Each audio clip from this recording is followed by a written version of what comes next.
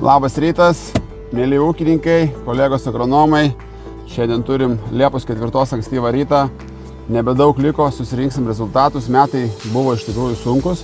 Bet šiandien nekalbėsim apie blogus dalykus, kalbėsim apie pozityvius, gerus dalykus. Ir keliaujam į Joniškio rajoną, kur susitiksim su Greta Paulauskienė. Šiaip su Greta pažįstamas jau 10 metų, kažkur daugmaž 10 metų esam buvę grupiokai, baigiam kartu ženkę agronomijoje. Tai Greta yra stipri ūkininkė, stipri agronomė ir jinai nesenai pradėjo dirbti Linas Agro, agronomė konsultantė. Tai važiuojam pas ją į laukus, pasišnekėsim, kaip jai sekasi dirbti su mūsų produktais, kokie jos atsiliepimai, kaip atrodo jos laukai ir ką šneka jos ūkininkai. Ką, važiuojam? Kviečiu tave į savo lauką apžiūrėti padarytų bandymų su jūsų produktu BNPK Padarį. Tai ką, einam pažiūrėsim vasarinius kviečius, papasakosi, kaip tau sekasi, ką matai ir ką planuoji ateityje. Gerai. Keliaujam. Vidury tavo laukų. Sėdim vietoj, kur yra panaudotas mūsų BNPK powderis. Čia mes turim kontrolę. Tai dabar aš norėčiau grįžti keli metai atgal.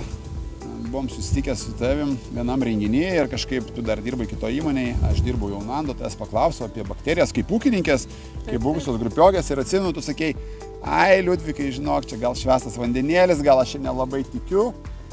Ir papasako, kaip viskas pasikeitė per kelis metus, kodėl tu mus pasikvietei, laiminga, nes dažniausiai ūkininkai skambina, kai yra kažkas blogai, gerom naujienom nenori pasidžiaugti, tai papasako, ką mes darom šitam vasarinių kviečių lauke, kaip tu ūkininkė, kaip agronomė, ką tu pamatėjai po panaudojimo ir kodėl tave tai džiugina. Metai buvo sunkus, visi žinom, sausra, prieš tai buvo šalnos, tai va truputėlį papasako, kaip ūkininkė ir kaip agronomė. Tai mano požiūris iš tikrųjų per pastarosius metus pasikeitė į biologinius produktus. Pradėjau su biologiniais produktais šiek tiek darbuotis prieš keletą metų, kuomet nusipirkau iš Linas Agro žieminių kviečių veislę Taną, kuri buvo pelta su BNPK Padariu.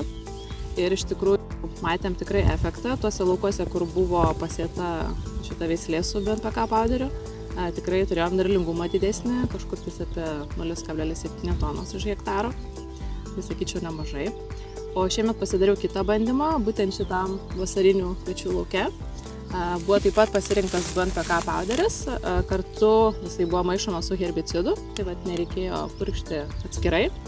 Ir mane labai nustebino iš tikrųjų efektas, nes paprastai, kai naudojam visokius produktus mikrobiologinius ar, sakykime, mikroelementus, tai efektą matome apie porą savaičių. O čia tas matomas efektas buvo matomas po purškimo praėjus porą savaičių ir netgi matomas iki dabar, kada vasariniai kviečiai yra peržydėję. Tai yra Liepos 4 diena ir jeigu atsistojus nuo kelio žiūrime, kur yra purkšta ir kur yra nepurkšta, mes vis dar matom skirtumą, tai iš tikrųjų sakyčiau, kad produktas veikia visą laiką. Nepaslaptis, kad vasariniai kviečiai patyrė iš tikrųjų daug išbandymų, nes porą mėnesių mes neturėjom lietaus.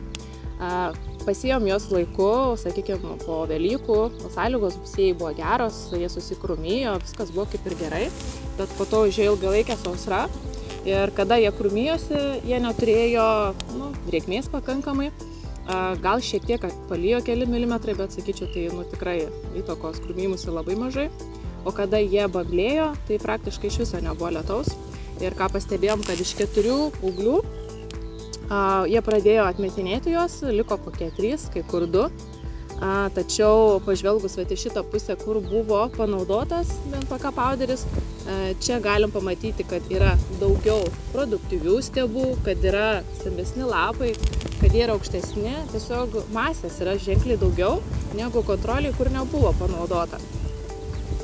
Tai dabar Greta papasakok kaip ūkininkė, o pasakyk dabar kaip Linas Agro agronomė konsultantė, ką šneka klientai, kuriems dar šiais metais spėjai panaudoti produktą. Prieš tai apkalbėjom, kad turi kelis ūkininkus, kas dirba Joniški, žino, kad Joniški ūkininkai stiprus, geri, bet jie tokie, kaip sakoma, labai giliai lenantis technologijas ir tu jam produktą gali parduoti vieną kartą, bet jei nebus rezultato, tai tos durys bus uždarytos. Tai papasakok, kaip tau sekasi šitam regione, Šiauliai, Joniškis, kokia tavo patirtis, kokie atsiliepimai šiai dienai iš tavo klientų. Jo, aš kadangi darbuojuosi Šiaulių regione, tai labiau galėčiau pasakyti apie Šiaulių regionų ūkininkus. Iš tikrųjų, kalbant apie tą patį, sakykime, sėklą pilimą, ūkininkai tikrai labai pastebi tą patį efektą, kurį aš minėjau. Ir tikrai domisi šiai dienai, kad sėkla irgi būtų atvelta su jūsų produktu. Taip pat jie irgi pastebi efektą panaudoja žieminiuose pasėliuose, jūsų irgi BNPK powderį purškiant ant dirvos. O sakyk, Greta, dabar, kaip minėjai, šitam lauke fonas tręšimo tas pats, nemažinai azotinių trąšų, dabar ateina ruduo, eina kalba apie MPK trąšas.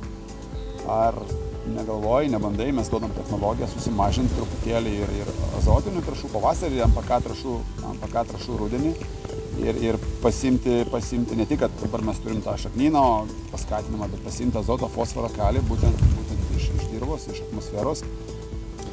Taip, iš tikrųjų, kadangi pati politinė tokia, sakykime, situacija mus verčia mažinti azotinės trąšas ar ne, atiduodama jų kiekį, tai turim ieškoti kažkokių alternatyvų, kaip užtikrinti augalui reikiamą tą patį azoto kiekį. Tai biologiniai produktai, manau, kad tikrai gali tą padėti ir užtikrinti. Dar šiek tiek norėčiau grįžti prie šito bandymo, nes, kaip minėjau, vasariniai kviečiai patyrė sausrą ar ne ilgą laiką. Ir toksai kaip ir turbūt ūkininkam kils klausimas, kaip bakterijos gali veikti ar ne grybai veikti prie sausringų sąlygų. Tai aš tikrai jūs galiu užtikrinti, mes taip pat ir nufilmuosim, kur yra panaudota, kur ne, kad tai yra tikras bandymas, kad tikrai yra skirtumas, tik tais reikėtų galbūt įlysti pačią tą, ar ne, sakykime, schemą, kodėl ar kas čia kaip veikia, kodėl taip nutiko. Tai kadangi jūsų produkte yra 6 bakterijos, ar ne, tai jos turėjo padėti augalui atpalaiduoti fosforą ar ne, kalį, fiksuoti tą patį azotą. Ir kad ir buvo sausa, bet vis tiek turbūt padėjo augalui bent jau kažkiek, ar ne, tą kiekį didesnį turėti, negu kur buvo nepurkšta. Ir taip pat, kadangi yra 2 grybai, vienas grybas galbūt buvo svarbesnis negu kitas, sakyčiau, prie tokių sausringų sąlygų, kalbant apie mikorizės ar ne grybą. Mikorizės grybas, jisai, yra naudingas turbūt sausringom sąlygom tuo, kad jisai gyvena simbiozėje su augalu, ar ne, sukuria didesnę šaknų sistemą, apsiraizgo savo hifais apie kviečių šaknis, ar ne, ir siurbiamoji pati galia padidėja augalui, ar ne, jisai gali daugiau įsisiurbti vandens, kiek jau ten jo yra dirvožemė, tiek taip pat ir silicio apsirūpinti, kuris sausringom sąlygom, iš tikrųjų yra labai svarbus augalai.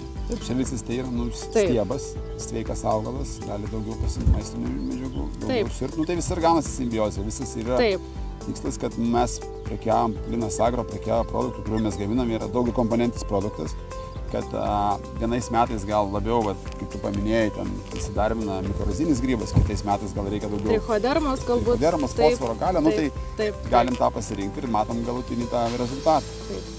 O rezultatas tikrai, kaip pasakyti, ta simbiozė suveikia.